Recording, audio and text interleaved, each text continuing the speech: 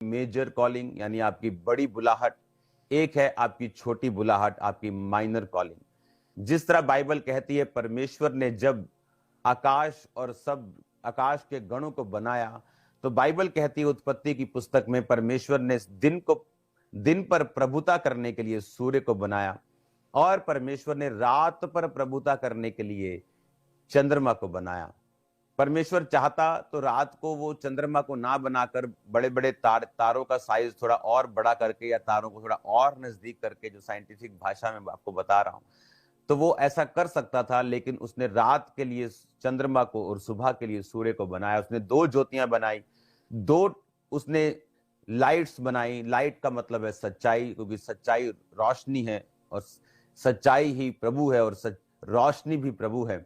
तो सूर्य को बनाया यानी एक मेजर कॉलिंग, एक बड़ी ज्योति। चंद्रमा को बनाया एक छोटी ज्योति। जिस तरह से परमेश्वर आपकी लाइफ में, जब एक बच्चे को जन्म होता है, जब आप अपनी लाइफ में देखते हैं, तो आपकी लाइफ में दो तरह की बुलाहट है। एक है आपकी बड़ी बुलाहट और एक है आपकी छोटी बुलाहट। आपकी बड़ी बुलाहट क्या है? आपकी बड़ी बुलाहट है जिस तरह परमेश्वर ने मत्ती 28 उसकी 18 से 20 आयत में लिखा, जो लोग जीसस क्राइस्ट में आ चुके हैं, जो लोग प्रभु को अपना जीवन दे चुके हैं, जो लोग बपतिस्मा ले चुके हैं, जो लोग पवित्र आत्मा से भर चुके, खुदावंद को अपना जीवन दे चुके हैं, जो कहते हैं मैं बॉर्न क्रिश्चियन हूं, वो भी इसमें आते हैं। जो कहते हैं कि मुझे 6 महीने हो चुके हैं खुदावंद में आए, बपतिस्मा ले चुका हूं, वो भी इसमें आते हैं। जिनके बाप दादा बिशप्स हैं, वो भी इसमें आते हैं। और जो एक आम व्यक्ति की संतान है, वो भी इसमें आते हैं। मत्ती 28 उसकी 18 से 20 आयत में लिखा, यीशु ने उनके पास आकर कहा, स्वर्ग और पृथ्वी का सारा अधिकार मुझे दिया गया है, इसलिए तुम जाओ और सब जातियों के लोगों को चेला बनाओ और उन्हें पिता पुत्र पवित्र आत्मा के नाम से बपतिस्मा दो। उन्हें सब बातें जो मैंने तुम्हें आज्ञा दी है मानना सिखाओ, और देखो मैं जगत के अंत तक सदा तुम्हारे संग हूं। जीसस ने कहा जाओ और सब जातियों के लोगों को चेला बनाओ। उसने कहा कि पिता पुत्र पवित्र आत्मा के नाम से उन्हें बपतिस्मा दो। अपने हाथों को उठाओ, थैंक यू जीसस। अपने हाथों को हिलाओ। तेरा कलाम है चिराग, इस वर्शिप एक लाइन को गाएंगे अब। खुदावंद जितना वचन ये सुने सो गुना फलों को लेके आए। एक लाइन को क्वायर के साथ मिलकर गाएंगे हम।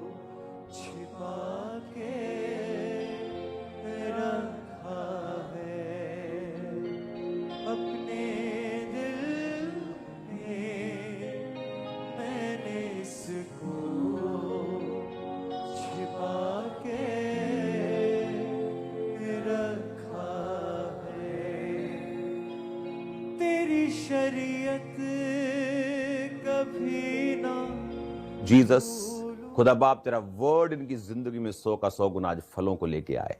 इस वचन से इनकी शर्मिंदगियां दूर हो, इनके श्राप दूर हो खुदाबंद। तेरे जीवित नाम में आशीष के दरवाजे खुले खुदाबंद, क्योंकि मैं देख रहा हूं आत्मा में जो आज इस वचन को मानेंगे, बड़े रास्ते उनकी जिंदगियों से खुलेंगे इन जीसस नेम।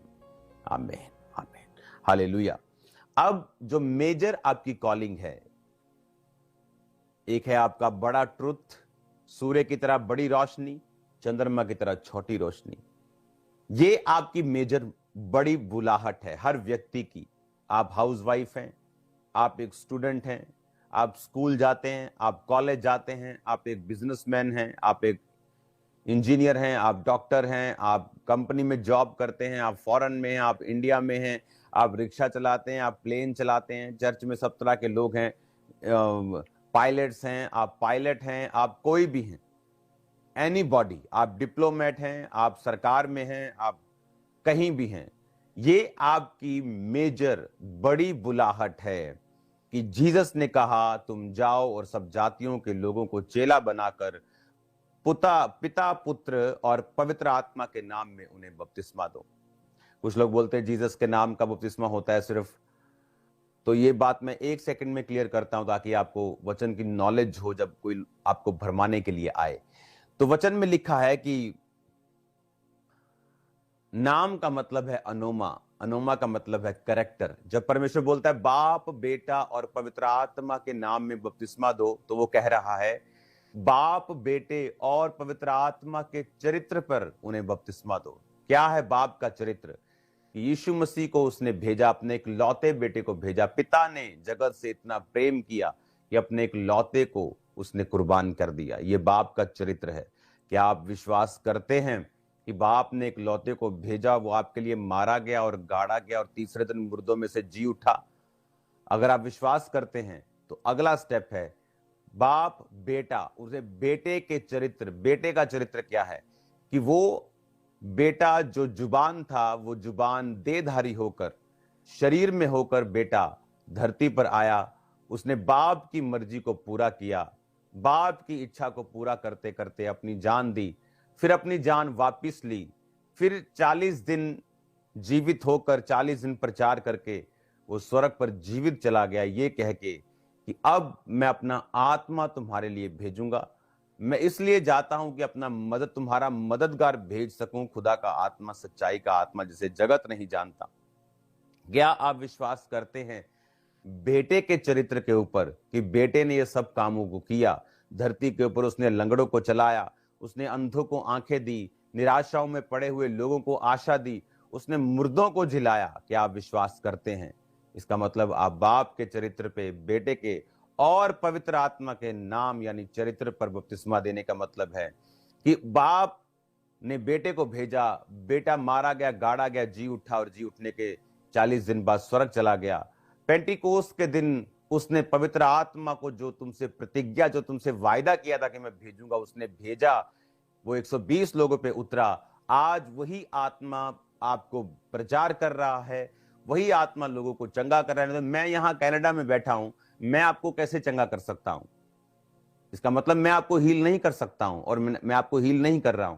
मैं यीशु मसीह के नाम में आपको हील कर रहा हूं, मैं यीशु मसीह के नाम में आपको चंगा कर रहा हूं। परमेश्वर मुझे इस्तेमाल कर रहा है अपने नाम में, अपनी प्रेजेंस में, अपने चरित्र में। पवित्र आत्मा हमारे बीच में वही काम कर रहा है और वो लोगों के हृदय को छेदता है। आप अगर विश्वास कर रहे हैं तो पवित्र आत्मा का काम है।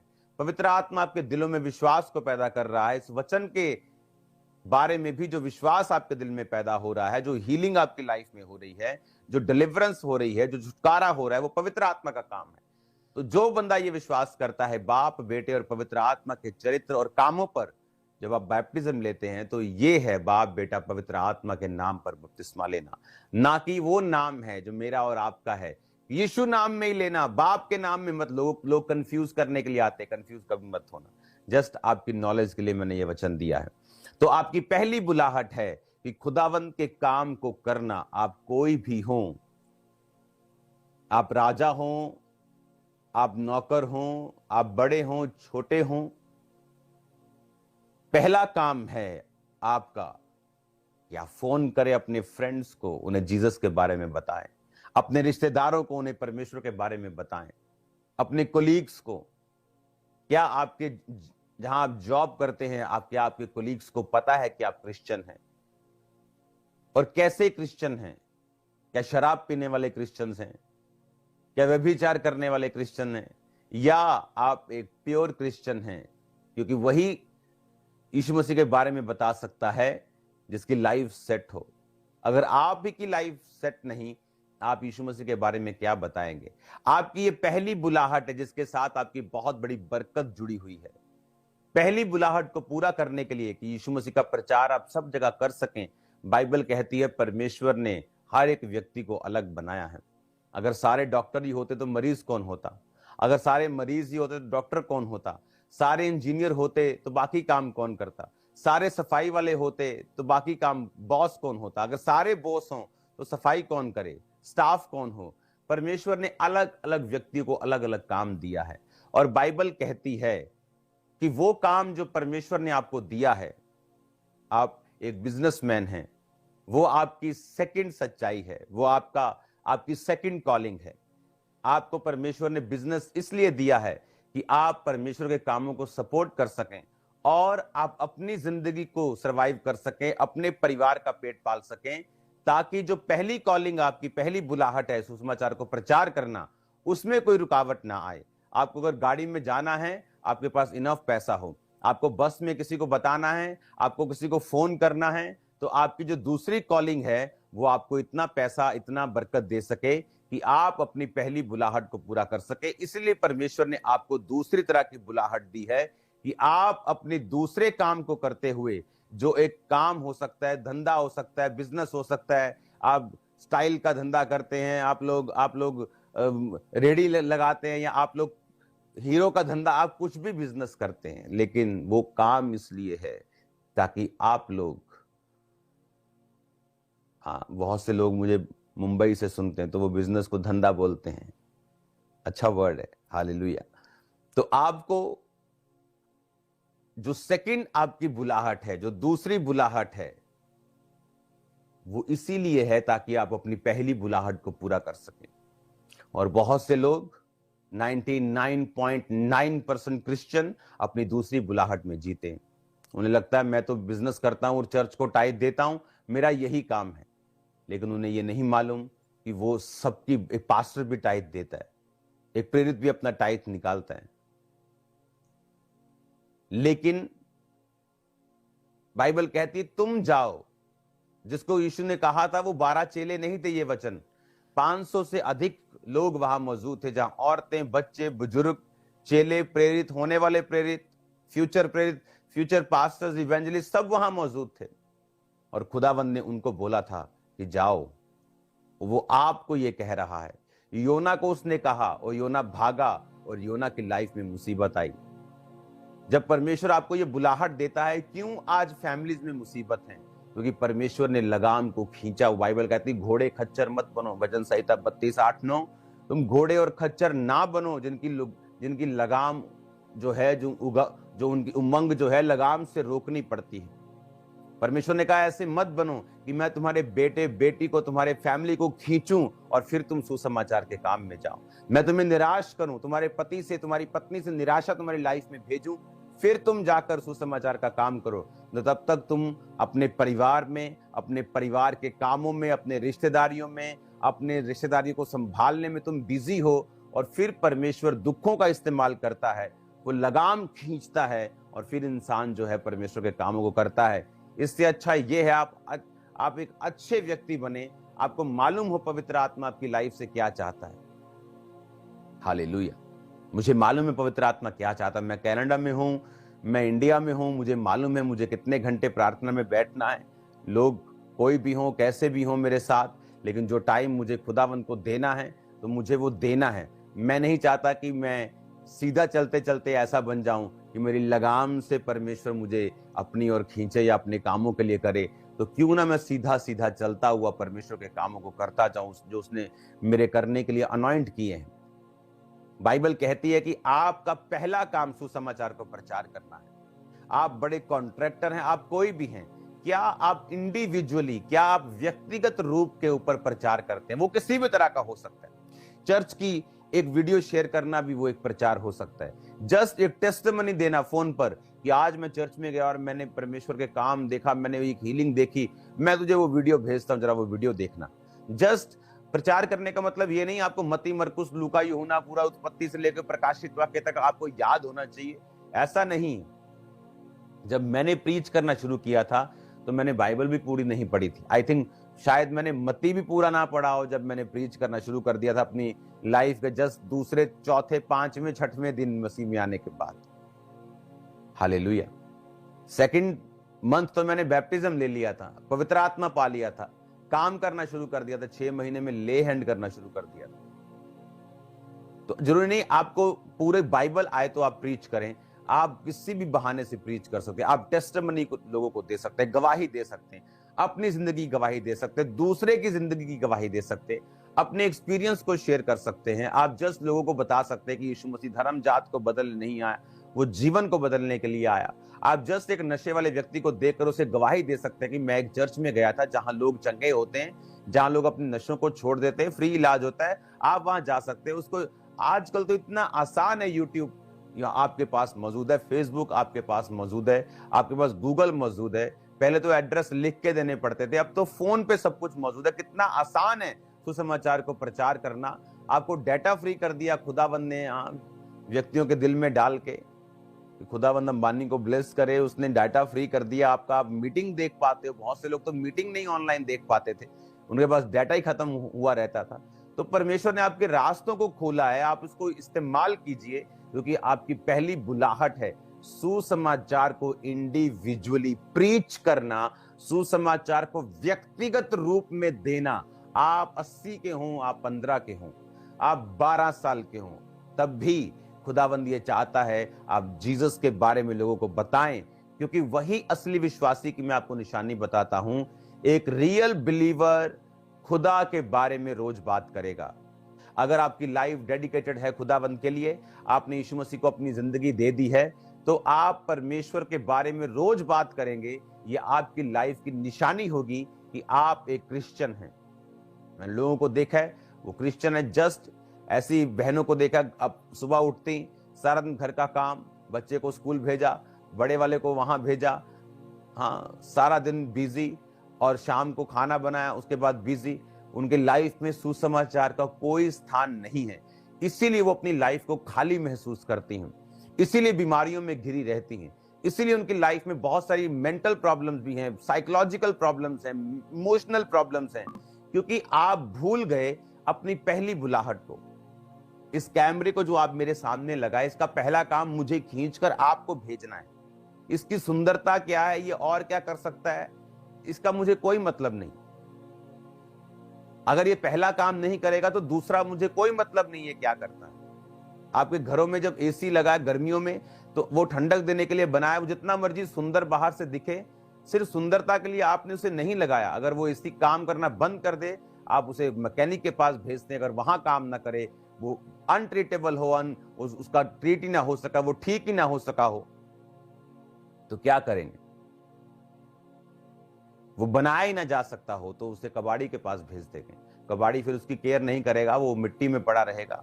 आज लोगों की लाइफ कबाड़ियों पर पड़े हुए सामान की तरह हो चुकी है। उन्हें लगता है खुदा मेरी केयर नहीं करता, वो मेरे बारे में सोचता नहीं। वो क्यों सोचे आपके लिए? आप उसका वचन पूरा करेंगे। परमेश्वर ने कहा तो लोगों के सामने मेरा इकरार करेगा, मैं स्वर्गदूतों के सामने तेरा इकरार करूंगा। तू लोगों के सामने मेरा इनकार करेगा, मैं स्वर्गदूतों के सामने तेरा इनकार करूंगा। हालेलुया। उसने कहा जो तू बोएगा वो तू काटेगा। एक बार एक पास्टर अपने स्पिरिचुअल फादर के पास जाता है और उसे जाकर बोलता है कि पापा मेरी लाइफ में ये प्रॉब्लम है, ये दूर नहीं हो रही। उसने कहा ओके ठीक है, तू रोजे रख, प्रार्थना कर, आज से कल से मैं रोजे रख के प्रार्थना करता हूं। उसने प्रेयर की उसके लिए, उसने भी प्रेयर की, फिर आया, कहता पापा भी प्रॉब्लम वैसा का वैसा ही है। उसने कहा ठीक है तू और प्रेयर कर, मैं भी प्रेयर में याद रखूंगा। दूसरी बार उसने प्रेयर की, तीसरी बार फिर आया, कहता प्रॉब्लम। वो जो स्पिरिचुअल उसका फादर था वो थोड़ा दुखी हो गया, कहते क्या दिक्कत है इसमें। और जब उसने परमेश्वर से प्रार्थना की तो परमेश्वर ने बताया कि ये तेरे बारे में नेगेटिव सुनता है लोगों से, और अगर ये तेरे बारे में नेगेटिव सुनेगा और तेरे पास ही बरकत लेने के लिए आएगा तो मैं इसे बरकत कैसे दे सकता हूं। तो उसने जब चौथी बार आया, बुलाया, उसने कहा और सब बातें उसको बताई। उसने कहा हाँ मैंने ये गलती की है, मैं आगे से ऐसा नहीं करूंगा।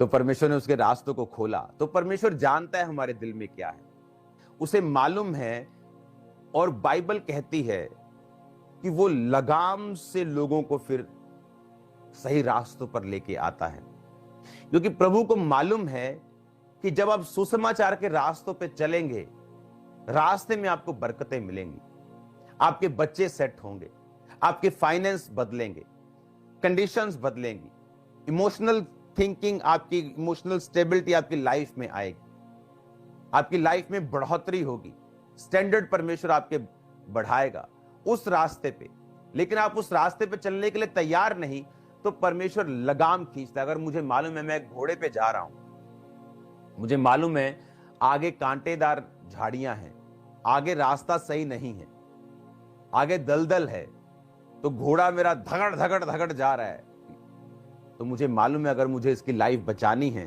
तो मुझे लगाम उसके नाक पे अटैच होती है। तो जब लगाम खींचते तो वो पेन करता है उसको, जब वो पेन करता है तो फिर वो जिधर खींचते हैं तो उधर को निकलता है। उसे मालूम है कि अगर मैं नहीं जाऊंगा तो ये और पेन करेगा। तो गॉड कई बार पेन को अलाउ करता है आपकी लाइफ में, ताकि आपको सही दिशा में लेके जा सके। और अगर उस पेन से भी हम नहीं समझते तो परमेश्वर हमें खुला छोड़ता है, हम जहां जाना चाहते फिर जा सकते हैं। हालेलुया। बाइबल कहता है वो पुत्र बनाकर कोड़े लगाता है।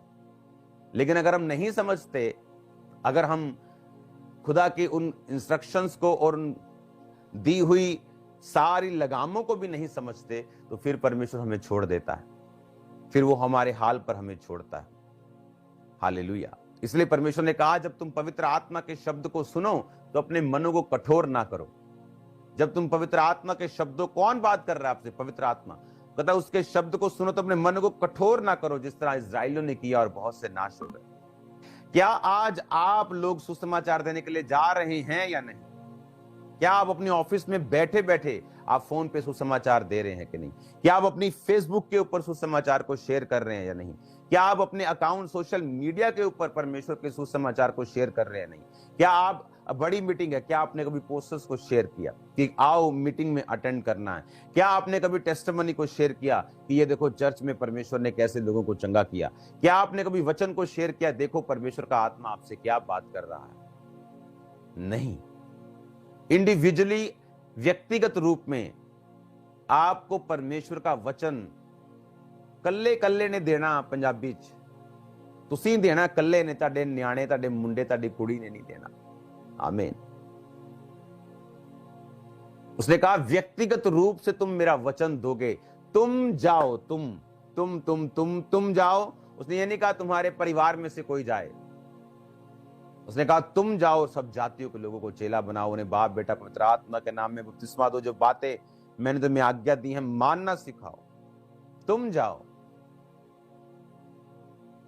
स्वर्ग और पृथ्वी का अधिकार जीसस ने कहा मुझे दिया गया, बीमारियों के ऊपर मुझे अधिकार है, दुष्ट आत्माओं के ऊपर मुझे अधिकार है। जाओ तुम बेफिक्र होके, बेधड़क होके।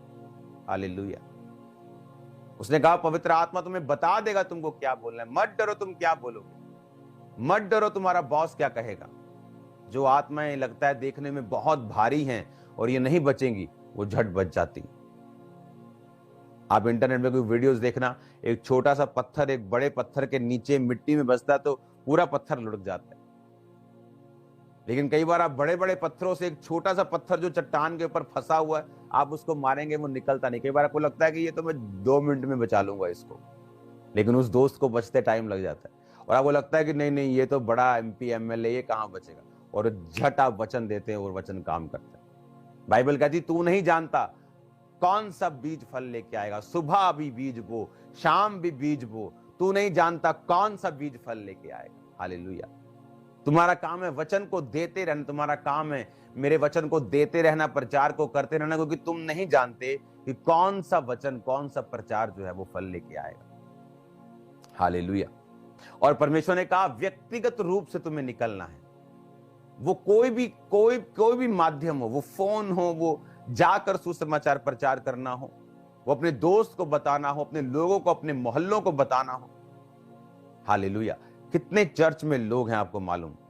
इतने लोग हैं चर्च में, अमीर में लोगों की बात कर रहा हूं, जो अपने मोहल्लों के बाहर टेम्पू खड़ा कर सकते हैं कि चलो मैं आपको फ्री चर्च में लेके चलता हूं। जो इस दुनिया की सबसे बड़ी चर्च साउथ कोरिया में, कैसे बचे उसके पास्टर? एक औरत आई और बोला, वो बीमार था क्योंकि उसका दादा और उसका फादर सेम बीमारी से, टीबी से मर गए थे, और तब टीबी का इलाज नहीं था 1950 के करीब, और उसको सेम टीबी हुई और ब्लीडिंग शुरू हुई, और वो 6 महीने उसके पास थे डॉक्टर के मुताबिक। और एक सिस्टर आके, एक कुंवारी को लड़की आके बोलती है आप इस वचन को सुने, आप बाइबल को पढ़ें। उसने कहा नहीं, मैं बौद्ध धर्म में बिलीव करता हूं, मैं तुम्हारी बाइबल में बिलीव नहीं करता हूं, मैं नहीं पढ़ सकता। वो लड़की रोने लगी और प्रभु से प्रार्थना करने लगी, और वो सोच रहा है कि ये लड़की क्यों रो रही है। अच्छा ठीक है रो मत, तू मुझे दे दे बाइबल। और लड़की के बोलने से बाइबल पकड़ी और घर जाके जब पढ़ी और मत्ती में जब वो वचन पढ़ने लगा कि जीसस ने हील किया, जीसस ने हील किया, जीसस ने हील किया, उसको गर्माहट महसूस हुई और उसकी बॉडी चंगी होनी शुरू हुई और वो पास्टर बन गया। Hallelujah, hallelujah. और खुदा का काम देखो जो खुदावन आपकी लाइफ से चाहता है। कई बार लोगों को बाइबल कहती है आग में से झपट कर लोगों को निकालना पड़ता है, जबरदस्ती लोगों को निकालना पड़ता है। अब लोगों से ये एक्सपेक्ट मत करो कि लोग खुद कई बार किराया खर्च के चर्च में चले, जब जैसे आपके बताने से कि चलना चर्च, हाँ चलेंगे, चलो जी काम नहीं बढ़िया, अपना काम खत्म किया, अहीं कितनी फॉर्मेलिटी पूरी। जैसे कोई बोलता है ना, हाँ पाजी खा लो, उसने मालूम है यार ये तू फेक पूछ रहा है, नहीं कोई नहीं, चलो जी पूछ लिया, मेरा वो कहते हैं ना कि मोरली में ठीक हो गया हूं। वैसा नहीं ठीक बनना। अपने अगर आपके पास पैसा है, पैसा की लखपति होने की जरूरत नहीं है। अगर आप 2000 रुपया एक संडे का खर्च सकते हैं, अपने मोहल्लों के बाहर टेम्पू खड़ा कर दो, लोगों को इनवाइट करो कि बड़ा मीटिंग है, फ्री चलते हैं, चलो आओ। मैं आपको दावा करता हूं एक दिन वो खाली आएगा, दूसरे हफ्ते खाली आएगा, चौथे हफ्ते खाली आएगा, लेकिन 10वें हफ्ते आपको 2 ट्रक करने पड़ेंगे यीशु मसीह के नाम में। लेकिन क्यों? लेकिन हम बोझ उठाने के लिए तैयार नहीं, और इसीलिए परमेश्वर ने हमारी लगामों को सब तरफ से खींचा हुआ। उसने बेटे की अलग से खींची हुई, वो पाप में, बेटी की अलग तरफ से खींची, फाइनेंस की अलग तरफ से खींची, जबकि ऐसा नहीं होना चाहिए। खुदा ने कहा मैं तेरे हाथों के कामों पर बरकत दूंगा, इतना तेरे को दूंगा, रखने की तुम्हारे पास जगह नहीं होगी, तो मैं तुम्हें राजाओं के सामने खड़ा करूंगा, राजा तेरे अरोन के प्रताप के लिए आएंगे। परमेश्वर ने कहा उसने आपको वो परिवार देगा, वो आशीषित सब कुछ करेगा। परमेश्वर ने कहा तुम्हारा वंश बचाया जाएगा। लेकिन हमने कभी सुसमाचार को प्रीच नहीं किया जेन्युइनली। क्या दिक्कत है अपने मोहल्ले के बाहर अगर आप टेम्पू खड़ा कर देंगे 25 लोगों का तो। और मैं आपको बता रहा हूं, आप 10 हफ्ते उनका किराया खर्चेंगे, 11वें हफ्ते वो खुद कहेंगे भाई साहब हम खुदा के घर में जा रहे हैं, आपको किराए की जरूरत नहीं, हम भर देंगे। उनको छोड़ दो, फिर दूसरा करो, फिर तीसरा करो, चौथा करो, 5वां करो। देखो किस तरह से सुसमाचार की आग लगती है। लेकिन हम बोझ उठाने के लिए तैयार नहीं। हम मुंह उठाते हैं, अकेले चले आते हैं। खामरा चर्च भरा पड़ा, आपको मालूम है, ब्रांचें भरी पड़ी। मैं गैदरिंग बुलाने के लिए नहीं कह रहा, आपको मालूम है ये बात, गैदरिंग की कोई कमी नहीं खामरा चर्च। कनाडा में आ जाओ तो यहां कमी नहीं, आप इमेजिन करो तो वहां पे क्या होगी। हालेलुया। यहां पे सरकार के एक बंदे से मैं मिल गया हूं 1 हफ्ते के अंदर। और अभी भी आप जो ओंटारियो है, जो अब टोरंटो, जहां ओंटारियो जो उसका सूबा जैसे आप बोलते हो, स्टेट बोलते हो, अब उनके मुख्यमंत्री से एक मेरी मीटिंग होगी। तो परमेश्वर तो आपको बोल रहा है आपको क्या करना है, लेकिन हमने कभी ध्यान नहीं दिया। हमने कभी ये नहीं समझा कि ये लोग जो मरे हुए हैं, हमें कई बार इनको धक्का देकर इनको आगे करना पड़ेगा। कुछ लोग ऐसे होते हैं आपको उन्हें उठा कर लाना पड़ेगा। आप अगर रास्ते में जाएं, गाड़ी पे जाएं, तो एक बंदा आपको सड़क पर एक्सीडेंट हुआ मिले, आप उससे पूछे होर जी की हाल चाल है, ठीक हो, ले जाओ हॉस्पिटल तनु, चलो कोई नहीं, आप निकल जाएं। आपने पूछ भी लिया, मोरली ठीक भी हो गए, ऐसा नहीं चलेगा। एक दिन मैं, चलो बाद में बात करूंगा वो वाली, अभी ध्यान से सुनना। आपके आसपास जो मोहल्लों में लोग हैं वो क्या हैं? वो स्पिरिचुअली मरे हुए लोग, डेड लोग हैं। आपको उनको पकड़ना पड़ेगा। उसने कहा, जीसस ने कहा पतरस को, मैं तुम्हें मनुष्यों का मछुआरा बनाऊंगा। कभी मछली पकड़ते देखा है लोगों को? आप सीधा हाथ ऐसे पानी में डाल के मछली नहीं पकड़ते। एक दोस्त अपने दोस्त के घर गया और वहां पे लोग मछली पकड़ रहे थे, और जब सुबह का गया वो दोस्त के घर से शाम को निकला तो बदले अभी भी कहीं खाली थे। तो उसने कहा ये खाली क्यों अभी तक? कहता ये टूरिस्ट है, इनको मालूम नहीं यहाँ की मछली को मक्की पसंद है। तो उसने अंदर से रॉड डाली, मक्की लगाई, मक्की डाली, मछली बाहर। सब देख रहे कि ये क्या हो गया। तो आपको मालूम होना चाहिए मछली को कैसे पकड़ना है। उसने कहा मैं तुम्हें मनुष्यों का मछुआरा बनाऊंगा, तुम्हें मनुष्यों को पकड़ना भी आना चाहिए। आपको मालूम है आपके गली मोहल्ले के लोग हैं, आपके गांव के लोग हैं, वो कैसे आएंगे? कुछ फाइनेंशियली ट्रबल में है, कुछ को निकलना मुश्किल है, कुछ अपने आप सोचते कहां जाएंगे, कौन सा एड्रेस है, पहले कौन सी बस पकड़ेंगे, पहले गाड़ी में कहां जाएंगे। जस्ट बोलो कुछ नहीं करना बहन जी, यहां एक 5 स्टार ट्रक लगा है, सुंदर सी दरी बिछी है, आ जाओ चलें। उनके लिए आसान है। एक दिन मुश्किल उनको लगेगा, दूसरे दिन मना करेंगे, 10वें दिन मना नहीं करेंगे। एक दिन वो आएंगे। आपको लोगों को बचाना होगा क्योंकि आपकी जिम्मेवारी है। वचन कहता है कि जब एक लाश मिलेगी तो उस लाश के पास जो जीवित व्यक्ति होगा उससे पूछा जाएगा कि इस लाश का लेखा मुझे दे। आपके आसपास कितनी लाशें हैं जो आत्मिक रूप से लोग मरे हुए हैं, तो उनको बचाना किसने है? आप लोगों ने। क्या आप में इतने भी समझदार लोग नहीं हैं जो अपने मोहल्ले, अपने नगर, अपने अपने अपने जगहों के ऊपर, अपने कस्बों के ऊपर, अपने नगरों के ऊपर, अपने अपने गांव में, अपने एरिया में, अपनी कॉलोनी में वो गाड़ियां सर्विस करिए कि आओ भाई फ्री सर्विस है, आओ चलें। देखो कैसे लोग बचते हैं, देखो कैसे लोग बेदारी आती, किस तरह से लोग बचाए जाते हैं। आप लोगों को उनके हाल पे मत छोड़ो। हालेलुया। क्योंकि आप चर्च में जब हम लाखों लोग संडे इकट्ठा होते हैं तो इसका मतलब आप कोई जगह नहीं है जहां जिस गांव से आप नहीं आते, पंजाब का कोई कोना नहीं है जहां से आप नहीं आते। तो क्या आप अपनी ड्यूटी को पूरा कर रहे हैं? मैंने लोगों को देखा है कि जब लोगों ने सेवा करनी शुरू की, लोगों को लेके आना शुरू किया, खुदा ने बरकत दी। टेस्टिमनीज आती हैं कि हम 10 साल से प्रार्थना कर रहे हैं, काम नहीं हुआ, लेकिन जैसे हमने लोगों को लाना शुरू किया, काम होना शुरू हुआ। और कई बार जरूरी नहीं आप उनको फ्री ही लेके आए, कुछ लोग किराया खर्चने के लिए भी तैयार हैं, लेकिन उनको एक साधन चाहिए, एक जस्ट अगुवाई चाहिए, एक छोटा सा पुश चाहिए, एक छोटा सा धक्का चाहिए। कई बार गाड़ी की बैटरी बंद होती है तो क्या मांगती गाड़ी? एक छोटा सा पुश, स्मॉल पुश, धक्का लगा, गाड़ी स्टार्ट, उसके बाद सब ठीक है, बैटरी भी चार्ज हो गई। जस्ट लोगों को पुश चाहिए। जस्ट उनको एक बार चर्च में जब आप लाते हैं, उनको लगता है चर्च में पता नहीं क्या करेंगे, मेरा नाम यूसुफ रख देंगे, मेरा नाम पीटर रख देंगे, पता नहीं बोल देंगे, पगड़ी उतार दो बोल देंगे, पता नहीं क्या क्या कहेंगे। जब वो चर्च में आते देखते कि यीशु तो धर्म की बात ही नहीं कर रहे हैं, यीशु मसीह तो जीवन की बात कर रहे हैं, वो तो आपकी लाइफ को चेंज करना चाहते हैं, वो तो आपकी बीमारी को बदलना चाहते हैं। वो आपके धर्म, आपका कद, आपका रंग, आपका फाइनेंशियल स्टेटस क्या है, जीसस को उसमें कोई मतलब नहीं। वो आपको ब्लेस्ड और बड़ा हुआ देखना चाहता है। लेकिन ये जिम्मेवारी किसकी है? ये आपकी जिम्मेवारी है। नेहमिया 1 उसकी 1 से लेकर 11 आयत में लिखा। नेहमिया कौन था? राजा का प्याऊ, यानी राजा को पिलाने वाला। राजा के 2 लोग होते थे, राजा का खिलाने वाला, राजा का पिलाने वाला, जो हेड होते थे। राजा का खिलाने वाला मतलब जिसके अंडर सारे शेफ, फूड क्वालिटी, कहां कहां से खाना आएगा, किधर किधर से पत्ते आएंगे, किधर किधर से सैलेड आएगा, किस किस देश से क्या क्या चीजें आएंगी, उसके अंडर था।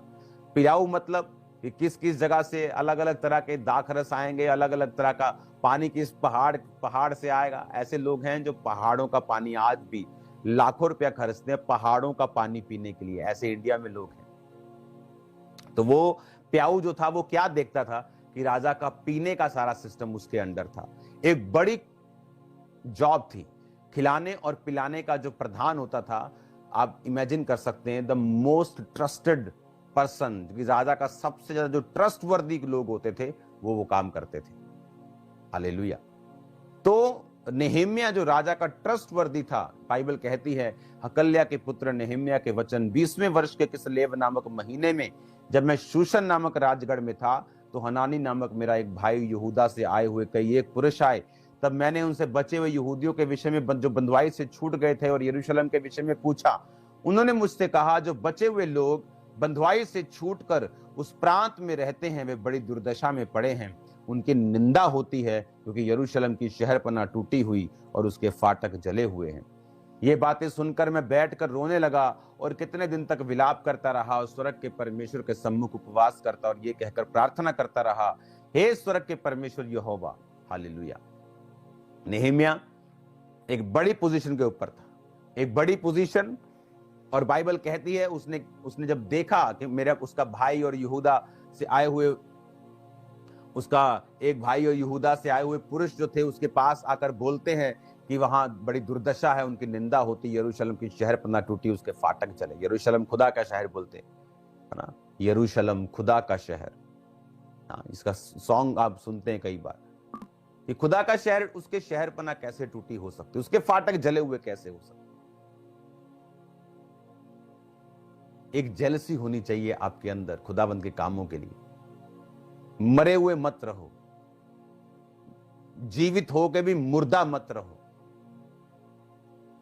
एक मरा हुआ व्यक्ति जो है ना, जिसकी जेलसी मर चुकी है खुदाबंद के लिए, वो एक मुर्दे से भी बदतर है, पापी से भी बदतर है।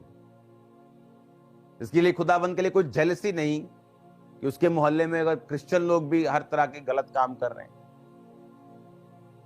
वो लंगर प्रसादों में पड़े, कोई जेलसी नहीं आपके अंदर। खुदा के लिए जेलसी रखने वाले लोग पुराने नियम में पढ़ो, जब इजरायली पाप करते थे खुदा को गुस्सा आया और एक इजरायली ने पाप करने वाले को मार दिया था। जब बाइबल कहती है गुनाह ना कर, कत्ल ना कर, तो भी परमेश्वर ने कहा तूने जो किया अब मैं तुझे अगुआ बनाऊंगा।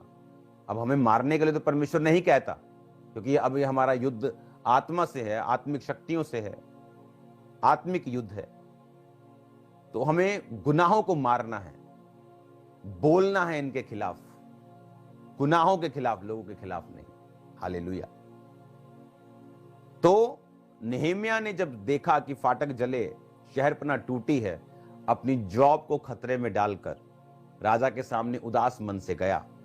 और राजा के सामने उदास मुंह से जाने का मतलब था कि राजा की इंसल्ट करना। उसने कहा तू रोगी तो नहीं है, उदास क्यों है? उसने कहा राजा मैं उदास हूं क्योंकि मेरे पुरखों की जो जहां कब्रें हैं वो नगर जो है वो दुर्दशा में है। उसको मालूम हो गया कि इसको भेजना पड़ेगा, इसने मन बना लिया। रानी पूछती रही कब आएगा कब आएगा, उसने कहा आ जाऊंगा। और वो गया और उसने काम शुरू किया। वहां के जो लोग थे, खासकर अमीर लोग, वो कतराते थे सेवा करने के लिए। उनके बिजनेस थे, उन्हें लगता था सेवा करेंगे तो कोई पॉलिटिकली पंगा ना हो जाए, कुछ पॉलिटिकली लोग हमारे खिलाफ ना हो जाएं, धंधा बंद हो जाएगा, बिजनेस पे कोई इफेक्ट ना पड़े। तो नेहेमिया ने उन्हें डांटा। अपने भाइयों से ब्याज लेते थे, नेहेमिया ने डांटा। काम नहीं करते थे, नेहेमिया ने डांटा। उन्होंने एक किया और काम किया। 52 दिन के अंदर परमेश्वर ने शहरपनाह को बनाया।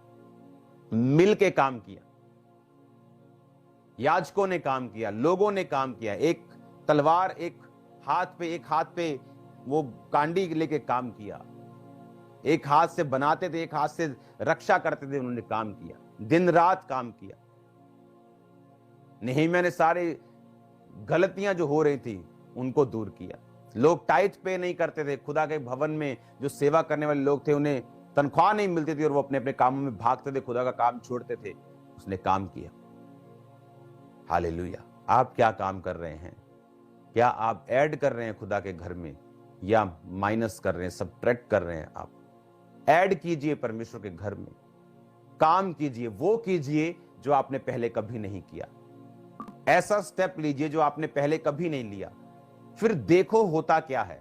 परमेश्वर मैं महसूस कर रहा हूं, मैं आपको बता रहा हूं अनॉइंटिंग को। मैं स्पिरिट में जो देख रहा हूं, आपके वेज जो है खुदाबंद ओपन करेगा, आपके रास्ते खोलेगा।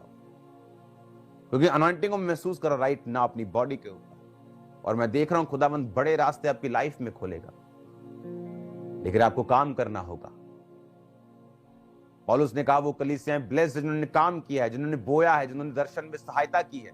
खुदा तुम्हारी घटियों को महिमा सहित पूरा करेगा, महिमा सहित, बेइज्जती सहित नहीं। कई बार लोगों को जरूरत होती तो वो जब मांगते 10 जगह से उनकी बेइज्जती हो के मिलता है। खुदा कहता है जब तुझे जरूरत होगी मैं महिमा सहित दूंगा, इंसल्ट नहीं होगी, तेरी ग्लोरीफाई होगी, तू ग्लोरीफाई होके मेरी मदद को लेगा। आमीन आमीन। मदद सब ले लेते हैं, लेकिन कईयों को इंसल्ट हो के मिलती, लेकिन खुदा कहता तुझे इंसल्ट होके नहीं, जो ग्लोरीफाई होके मदद मिले। आमीन। तारीफ करो जोर से, जोर से, जोर से, जोर से। Hallelujah, hallelujah. अब आपको ये बात समझनी है कि मैं इंडिविजुअली, व्यक्तिगत रूप से क्या कर रहा हूं। नehemiah एक हाईएस्ट पोजीशन को छोड़ सकता है, कंफर्टेबल पोजीशन को छोड़ सकता है, ऐसी जगह जहां उसको जान का डर था। बहुत से लोगों ने, क्रिश्चियन लोगों ने भी पैसा लेकर उसे मरवाना चाहा। आप देखते जब आत्मा का काम करते हैं तो क्रिश्चियन लोग जो सेवा करते हैं वो भी कई बार खिलाफ बोलते हैं। सदूकी और फरीसियों को आपने देखा होगा, पूरे कपड़े डाल डालकर जो रहते थे वो भी खिलाफत करते पवित्र आत्मा के कामों की। क्यों? क्योंकि आप कुछ ऐसा कर रहे हो जो शैतान को पसंद नहीं, आप कुछ ऐसा बना रहे हो जो शैतान को पसंद नहीं। हालेलुया। आपको ये बात में ध्यान रखना है, आपको व्यक्तिगत रूप से जाना है और खुदावंद आपको बरकत देगा। और आपको लोगों को पुश करना है। जब भी आप लोगों को देखें, ऐसी मारुति कार के समान देखें जिसकी बैटरी खत्म हो गई, बस लोगों को देख के आपको लगना चाहिए कि बस एक धक्का लगाना है। जिस दिन वो चर्च आ गया, एक बार आप, 2 बार आप, 3 बार लोगों को ले आए, 7 बार ले आए, उसके बाद आप फ्री हो, वो अपने आप आते रहेंगे चर्च में। अगर नहीं भी आएंगे, उनको मालूम होगा खुदावंद का वचन क्या कहता है, सच्चाई क्या है, वो आएंगे परमेश्वर के पास। हालेलुया। आप जहां भी हो, जिस देश में हो, जिस स्टेट में हो, जिस हालत में हो, आपको सुसमाचार देना है। आप बेड पे क्यों ना हो, डॉक्टर ने बोला 3 महीने तेरे प्लास्टर लगा है, चलना नहीं, फोन पे सुसमाचार, कोई एक्सेप्शन नहीं, कोई एक्सक्यूज नहीं, आपको देना है, आपको देना है। यह आपकी मेजर बुलाहट है। खुदावंद आपको उस रास्ते पे लेके जाना चाहता है जहां उत्तम पदार्थ आपके लिए पड़े हैं। वो आपकी हेल्प करना चाहता है, आपको बरकत देना चाहता है। बस ये तरीका ये है बरकत लेने का, तरीका और कोई नहीं। मैं आपको तरीका बता रहा हूं, खुदावंद को लालच नहीं, किसी चर्च को, मुझको लालच नहीं, खुदावंद का तरीका बता रहा हूं ताकि आप बरकत को पा सके, आपके रास्ते वैसे खुले जैसे आप चाहते हैं। लोग मैंने देखा है चर्चिस में जाते, जैसे 20 साल पहले कंडीशन थी आज भी वही है। 10 साल पहले भी, 20 साल पहले भी किराए के घर में, फॉरेन में जाके भी किराए के घरों में 20 साल से रहते हैं, क्योंकि ताइथ नहीं बोते, बोना नहीं है उनकी लाइफ में, वचन नहीं है उनकी लाइफ में। ऐसा नहीं होना चाहिए। आपको बेटर होना है, आगे बढ़ना है। ये हो सकता है अगर आप सुसमाचार की सेवा में हैं, अगर आप बोने की सेवा में हैं, अगर आप प्रेयर में हैं, अगर आप फास्टिंग में हैं। हालेलुया। मेरा विश्वास है आप व्यक्तिगत रूप से इस वचन को लेंगे। मेरा विश्वास है कि आप इसको सीरियसली लेंगे और ढीठ नहीं होंगे इन जीसस ने। अपने हाथों को उठाओ मेरे साथ राइट नाउ। क्वायर के साथ मिलकर एक सॉन्ग गाओ, छुटकारा छुटकारा छुटकारा। और जैसे आप ये सॉन्ग को गाएंगे खड़े होकर, खुदावंद का रूह आज आपको छुटकारा देगा। अपने हाथों को उठाओ। Thank you. गुनाह से, शैतान से फना